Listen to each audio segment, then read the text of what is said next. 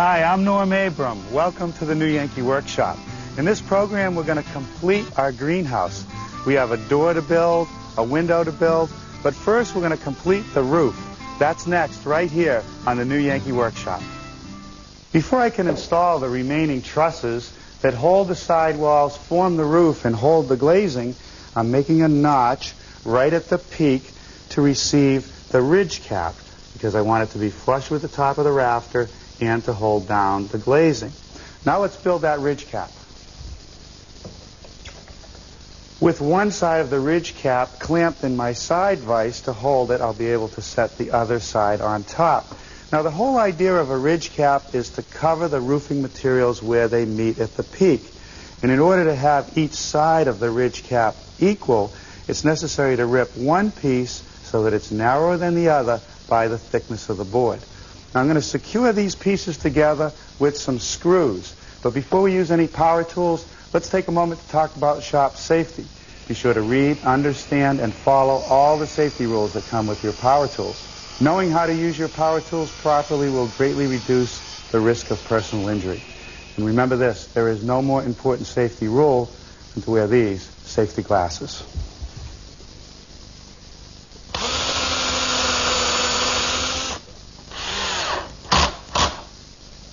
Now a bead of caulking along the inside edge is not going to hurt.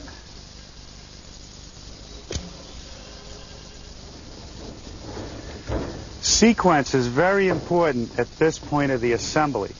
I'm stacking in the 3 trusses on one end of the greenhouse, and now I'm going to take the purlins and slide them into the upper triangle. Otherwise, I'm never going to be able to get them in. We'll just let them set on the side for now. Then I can take each truss and work them down the line for the final installation. Now, if this greenhouse was going to stay here permanently, I would apply some glue to this joint. But because we want to move it later, we're going to assemble it dry and secure everything with some screws.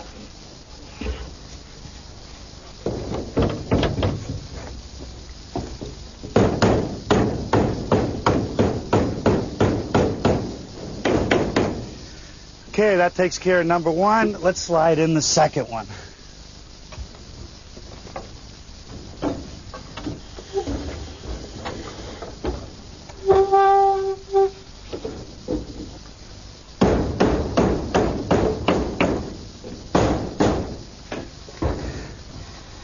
Well, now the third one. You can imagine what kind of mess I might have gotten into if I hadn't put these purlins up here first.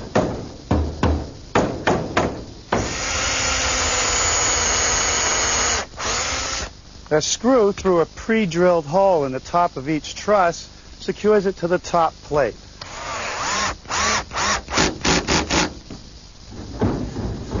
Now the next step is to slip the purlins into place.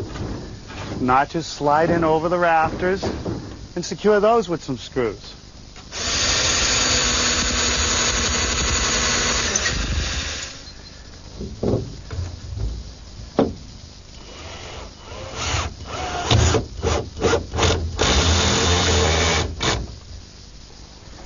With the purlins secure, I can now install a ridge cap, and that'll get a screw on each side of each rafter.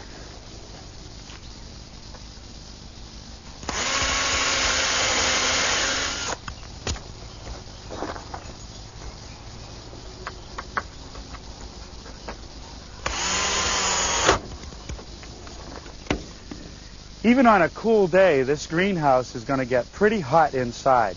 So I'm going to install 2 roof vents, one right through the opening I'm standing in now, and one over on this side. In order to do that, I'm going to have to add a couple pieces on top of the purlin to secure the fixed glazing down below.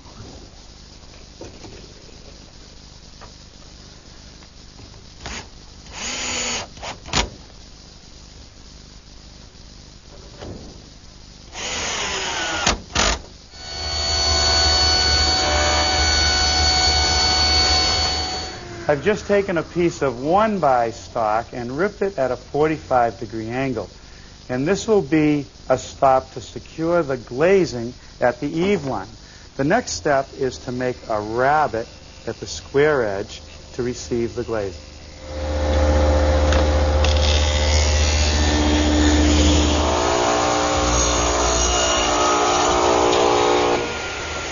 This is one of two cuts I'll need to make for a groove that will allow any condensation that built up in the roof panels to escape.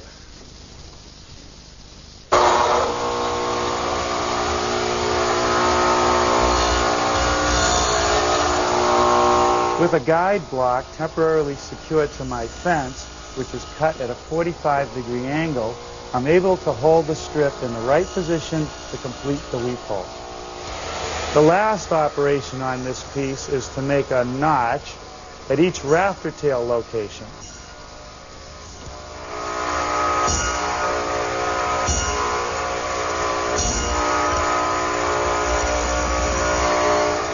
Well, now I'm ready for the roof panels. We're using some more of that polycarbonate double wall panel.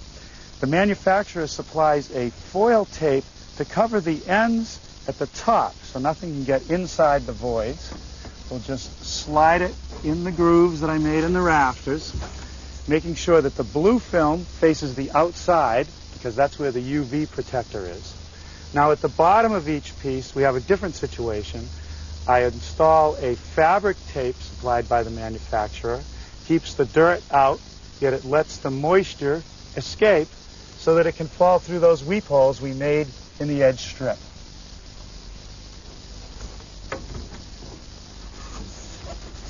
Notice that I've installed a spacer block at the top of the purlin, and that's to hold the panel away from the purlin, because if moisture builds up on the inside, we want it to go right by, not drip on you.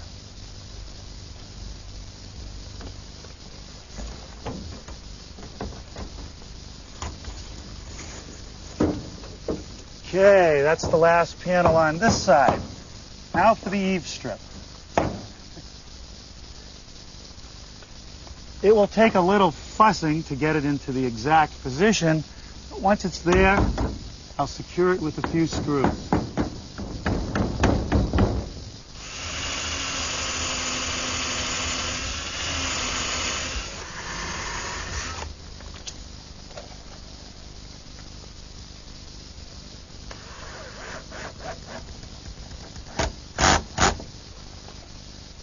There's a couple more things I have to do to complete these panels. The first is to pry each panel up about 1/16 of an inch from the rabbet so that any water that comes out of the panel can run down the rabbet and they'll go out through the weep holes. The second thing is to secure the panel. Wood holds it down on 3 sides. I'm afraid if I don't put something at the bottom it's going to buckle, but I have to have the water run off.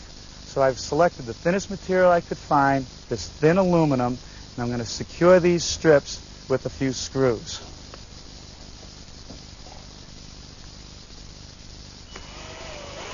Of course, the screws that I'm using are rust resistant. Now, some water could run underneath the aluminum channel, so I'm just running a small bead of caulking, a special caulking supplied by the manufacturer to be used with these polycarbonates. Now all we have to do is peel off the film.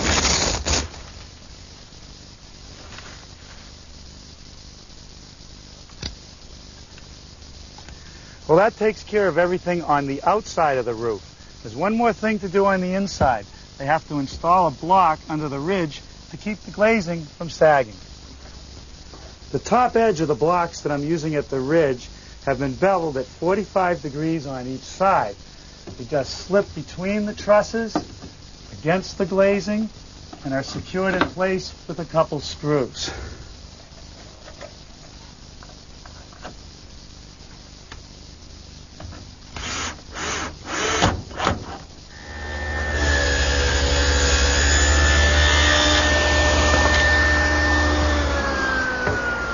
Now here are all the parts for the various pieces. This set here is the rail and stile set for the door. This is 2 rail and stile sets for the roof windows, and this is a set for the window on the gable end. The first thing I'm doing is running a groove which will receive the glazing and tenons to join the pieces together. I'm using my stacked dado head cutter, a little bit wider than 5/16 of an inch. I'll run the piece through, turn it around, run the other edge, and that assures me that the groove is centered. Now here's a window frame, and I'm just dry fitting it together. You can see that I've formed a tenon on the rail that fits into the groove of the stile. Well, the roof windows will be made the same way. And the door. And let's review how you make those tenons. I've set up a gauge block, set the height of the saw so that it cuts just to the groove, and set the distance to make the shoulder cut on the tenon, which I make first by using my miter gauge to guide the piece through. Now I'll just slide the fence out of the way, take the piece that I just made the shoulder cuts on, and eyeball the blade, raising it until it meets the cut I just made.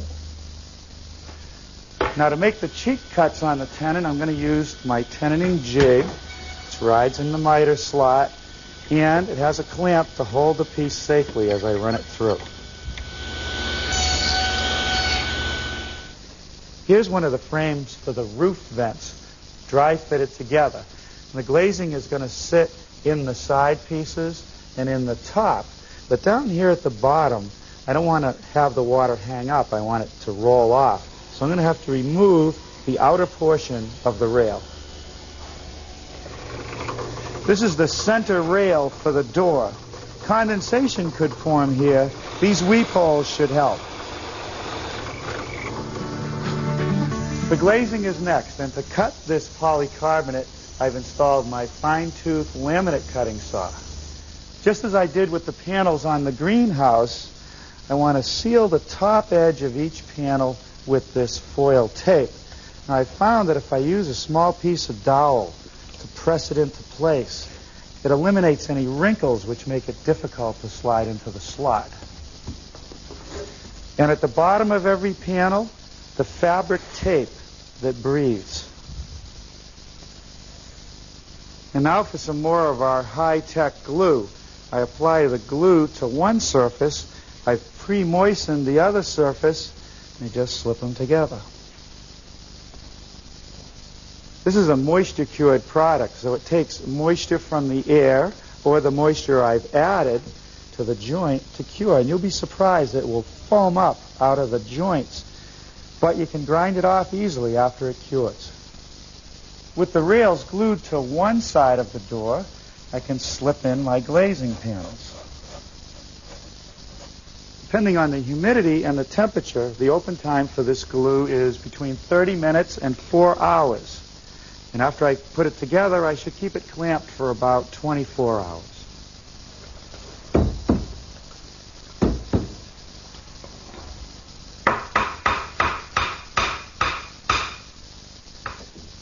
Okay, that's good.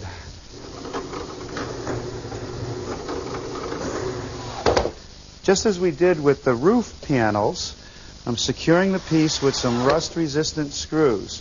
This is the outside of the roof vent, and this is the bottom, so the water can flow right off.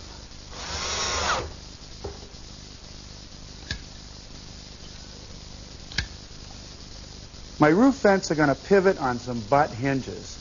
And I'm going to use an automatic opener, so I want hinges that are not going to stick. So I've chosen hot-dip galvanized hinges with brass pins. I'm going to make sure I keep these lubricated. I'm mortising the hinge into the roof window.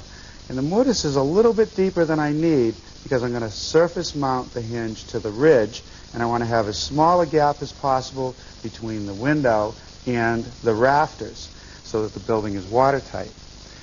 Now here is how I set up for each hinge. I hold it on the edge, align it, take a sharp utility knife, and score the outline of the hinge. I'm going to remove the majority of material for the mortise with my router and a 1/2-inch mortising bit. And then I'll clean up the rest with a good sharp chisel.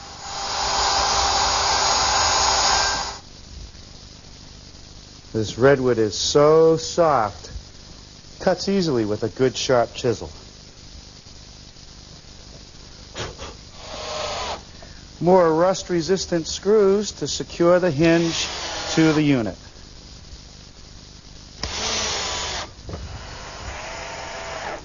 find it a little bit easier if I take the hinges apart and then attach the leaf to the ridge. Now all I have to do is slide the unit in and secure it with the pins.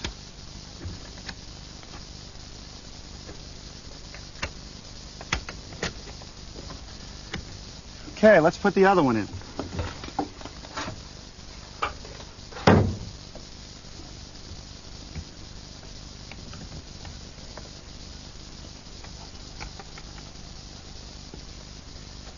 We picked up the opener for our roof vent at our greenhouse supply center. Inside this tube, there's a heat-sensitive material. As the greenhouse heats up, it pushes this end of the tube out, and there's plenty of leverage in this arm to open the window through the rod. As the temperature in the greenhouse cools down, it automatically closes. The installation is pretty simple.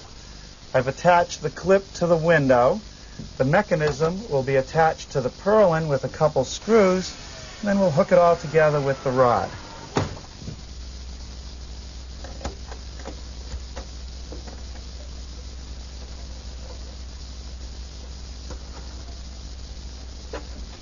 That's all there is to it. The temperature variation will do the rest. Here's the sash for our awning window, assembled the same way as the door and our roof windows. I've already mortised the top rail for the hinges that will pivot the window. Now I've set up my stacked dado head cutter with a sacrificial strip to make a rabbet along each edge. I'll show you what those are for in a minute. At the window opening, the hinges are simply applied to the underside of the frame.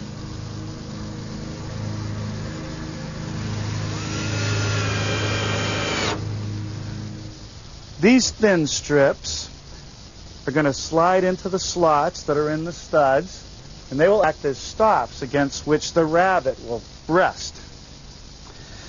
Okay, now I can set the sash in place, slip the hinges together, and drive the pins.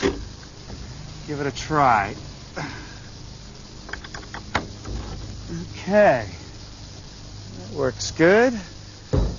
Now all I got to do is find out a way to hold it open and hold it closed. There's one more piece I want to apply to the window here in the shop. It's this sill piece, cut at a 10-degree angle, and a saw curve placed in the front edge to let the water drip away. Now I'm going to install it so it overhangs the sash about a ½ inch, and that'll allow it to close against the frame. A bead of caulking on the inside edge, and I'll attach it with a few screws.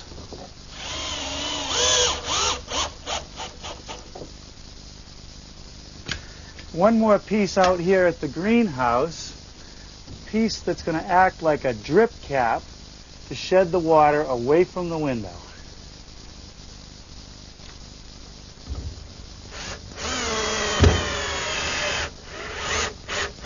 The angle that it's cut at is 10 degrees.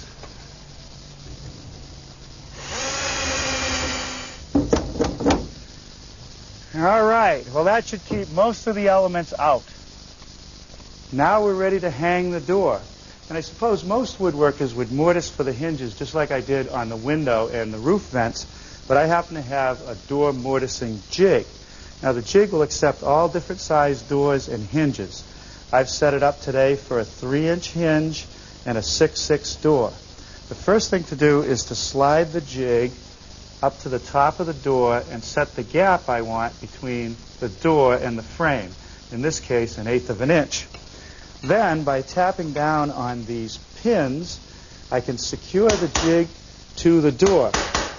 Now there are 3 jigs, one for each hinge, connected by bars. To remove the material for the mortise, I'm using a collar supplied by the manufacturer and a 5/8 inch mortising bit. The collar just rides around inside the jig. It works great.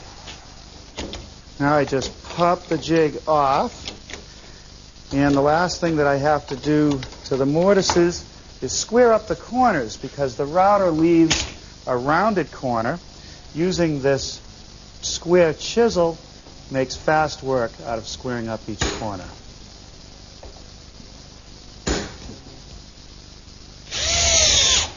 Now we'll take the same jig and mortise the frame out at the greenhouse. Now's a good time to remove the sill plate from the doorway.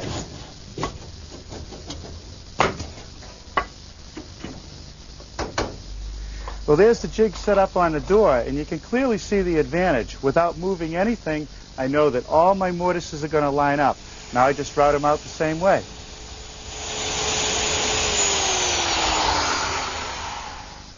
The next thing I want to do is bevel the latch edge of the door so that as it closes, it won't hit the frame. It's something you do to all doors. In the old days, they used to do it with jack planes. Today, we use power tools. I'm going to use my power plane, which is set up with a single cutter. Also has a guide fence, which I've tipped in 5 degrees to give me the bevel I want. A couple passes along the edge should take care of it. Okay, let's see how it fits. Over the hinge.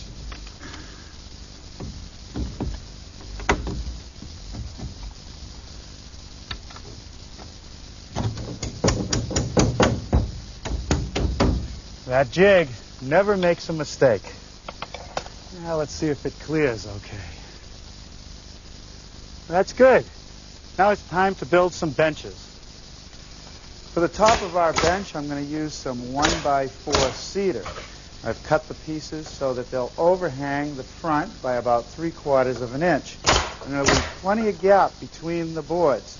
So I've made a 5/8 inch spacer, and that will give me plenty of room for the drainage when I water the plants.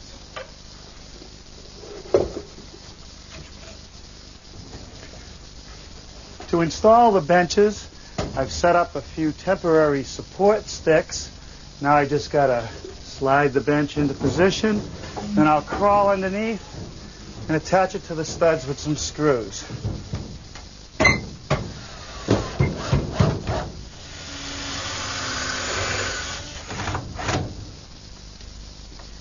Here I have a storm and screen door latch, and that should be plenty for what we need here.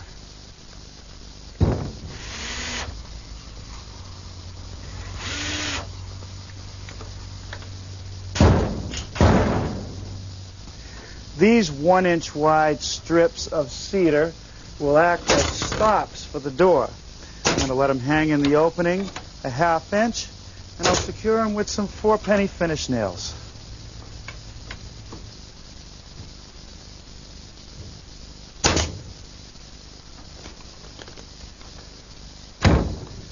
Hey, we're ready for the plants.